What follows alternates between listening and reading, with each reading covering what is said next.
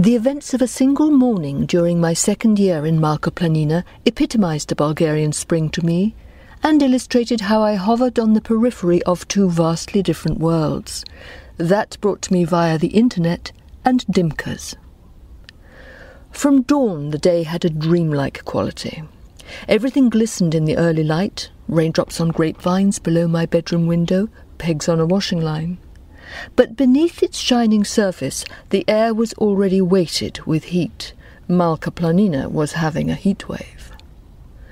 A jostle of bells, not receding, meant that sheep had stopped to loot my herbs again, heads through the front gate. The dogs barely grumbled. At 6:30 it was already too hot.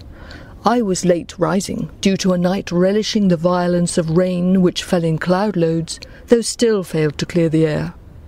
And I'd stayed up, enjoying online discussions and watching Slumdog Millionaire, unable to make jam because there'd been too much lightning to pick cherries. I climbed through the window onto the terrace to assess the sky. It was slick as a wet fish counter, which meant it was going to be sweltering again.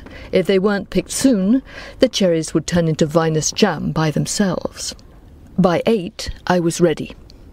"You can't come," I was telling the dogs, when I became aware of Dimka watching from the road, wearing the face which said she had something to say, usually that she had something to sell.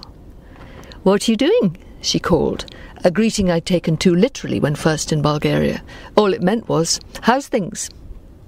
I had a thought. Maybe Vasco, one of her many young, could accompany me to reach the higher branches of the cherry tree. We spoke through the gate, and Dimka vouchsafed a thought of her own. She'd heard I had permission to pick from the mister's tree. Why not go together after she'd helped Hristo, her husband, with the cows? This suggestion was flung flatly. She probably assumed I'd refuse. But when she patted a homemade bag, she smiled.